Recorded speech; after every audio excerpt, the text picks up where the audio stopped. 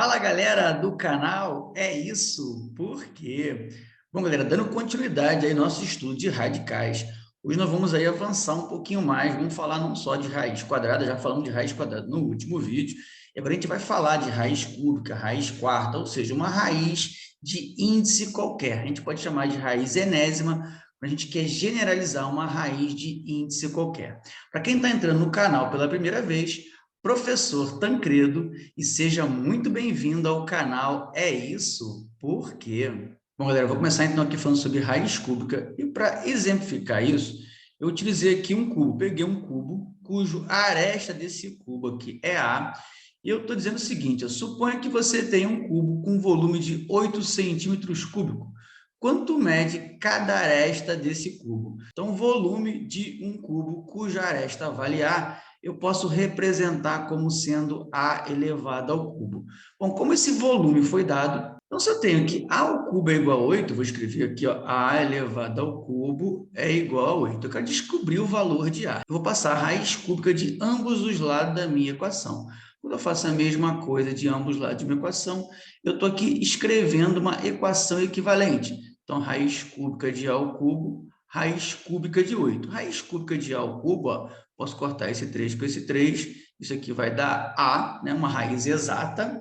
Repare que 3 por 3 dá 1, A elevado a 1, 1 está aqui em cima do meu A, igual raiz cúbica de 8 é 2. Eu posso fatorar o 8 aqui, para entender isso um pouquinho melhor. 8 por 2 dá 4, 4 por 2 dá 2, 2 por 2 dá 1. Então, eu tenho que 8 é a mesma coisa que 2 elevado ao cubo. Então, eu tenho raiz cúbica de 2 elevado ao cubo. Também posso simplificar esse 3 com esse 3, vai dar uma raiz cúbica exata, e eu cheguei que o A é igual a 2. E calculei aí a aresta do meu cubo. Então, eu posso aí utilizar, falando geometricamente de uma explicação da raiz cúbica, eu posso aí utilizar o volume de um cubo. Repare que na raiz quadrada, nós utilizamos a área de um quadrado. Então, galera, eu posso aqui determinar que a aresta desse cubo é igual a 2. Repare que o índice da minha raiz cúbica que eu coloquei é 3, ó. Radical, o símbolo que nós já vimos na raiz quadrada, o 8 é o radicando. E por que a raiz cúbica de 8 é igual a 2? Porque se eu fizer o 2 elevado ao cubo, eu vou encontrar 8, ok? Então, já descobrimos aí como que calcula a raiz cúbica. E aqui eu tenho exemplo de outras raízes que não são quadradas nem cúbicas. Eu tenho a raiz quarta, 16, raiz sétima de menos 28 e raiz oitava de menos 1. Vamos discutir essas três raízes agora. A raiz quarta de 16 é igual a 2, pois 2 elevado à quarta é igual a 16. Eu poderia aqui, se eu não conseguisse de cabeça pensar que número é esse, bastava pegar o meu radicando, que é 16, e decompor ele em fatores primos. Ó, por 2 vai dar 8, por 2 vai dar 4, por 2 vai dar 2, por 2 vai dar 1. Então, o resultado da minha decomposição é 2 elevado à quarta.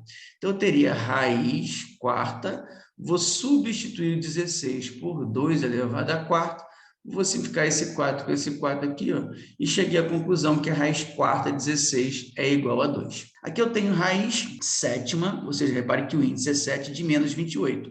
Repare que aqui vai ser possível calcular, mesmo o radicando sendo negativo, pelo fato do índice ser ímpar. Só não vai ser possível quando o índice for par. Quando o índice for par, a gente vai dizer que não representa um número real. Então, não existe para a gente considerando o conjunto dos reais. Nesse caso, vai existir porque o índice é ímpar. Então, se o índice é ímpar, mesmo radicando sendo negativo, é possível. É se eu pegar o 128 e decompor em fatores primos, ó, 128, vou decompor em fatores primos, isso vai dar 64 por 2, 32 por 2 de novo, 16 por 2, 8, 4, 2 por 2, 1. Eu tenho 2 elevado à sétima. Calcular a raiz quadrada de 2 à sétima seria 2, só que aqui é negativo. Então, por isso que vai ser menos 2. Por que, então, que a raiz sétima de menos 128 é igual a menos 2?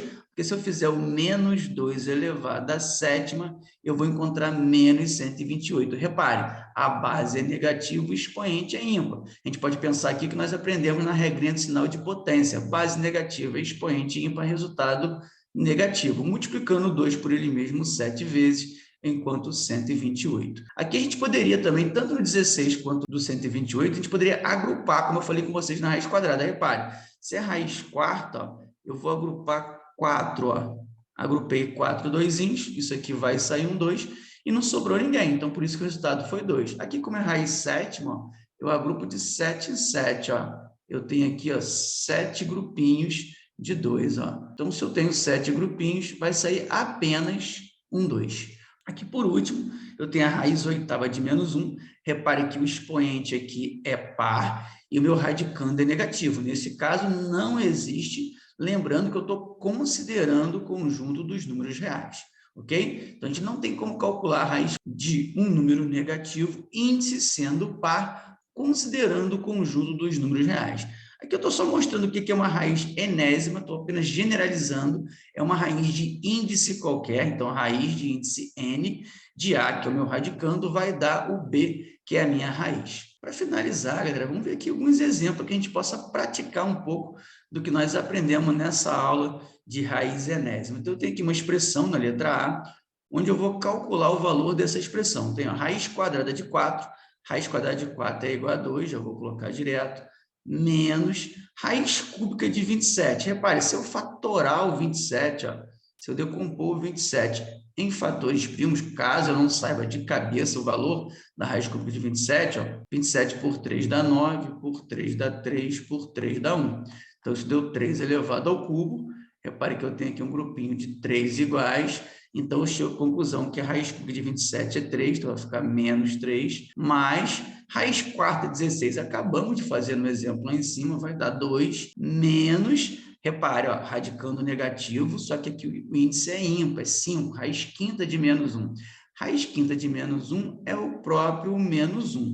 Professor, por que a raiz quinta de menos 1 é igual a menos 1? Porque se eu fizer menos 1 elevado à quinta, eu vou ter como resultado menos 1. Então, eu posso afirmar que a raiz quinta de menos 1 é igual a menos 1. Coloquei menos aqui e esse menos, porque esse menos aqui é o sinal de menos que vem antes da minha raiz quinta, e esse outro negativo é o resultado da raiz quinta de menos 1. Então, eu tenho aqui 2 menos 3 mais 2, esse menos com esse menos vai dar mais 1. Então, eu posso fazer aqui só o expositivo para ficar mais fácil. 2 mais 2, 4, mais 1, 5. 5 menos 3 é igual a 2. Então, cheguei aqui à conclusão que o resultado dessa expressão é igual a 2.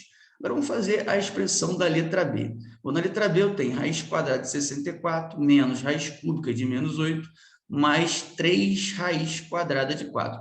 3 raiz quadrada de 4 é a mesma coisa que 3 vezes a raiz quadrada de 4. Isso tudo sobre 2. Bom, a raiz quadrada de 64 é 8, pois 8 vezes 8 é igual a 64, menos a raiz cúbica de menos 8 vai ser menos 2, porque menos 2, ou se eu fizer menos 2 elevado ao cubo, eu vou encontrar menos 8. Então, isso aqui vai ser menos 2. Repare que eu coloquei esse menos fora do parênteses, que é o menos da minha expressão, e esse menos 2, que é o resultado da raiz cúbica de menos 8. Mais 3 vezes raiz quadrada de 4 é 2.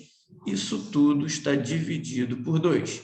Bom, continuando, eu vou ter 8, menos com menos vai dar mais 2. 3 vezes 2, 6. Isso tudo dividido por 2. Então, eu tenho 16 sobre 2, porque 16, 8 mais 2, 10, mais 6, 16, que é igual a 8. E cheguei à conclusão que o valor da minha segunda expressão é 8.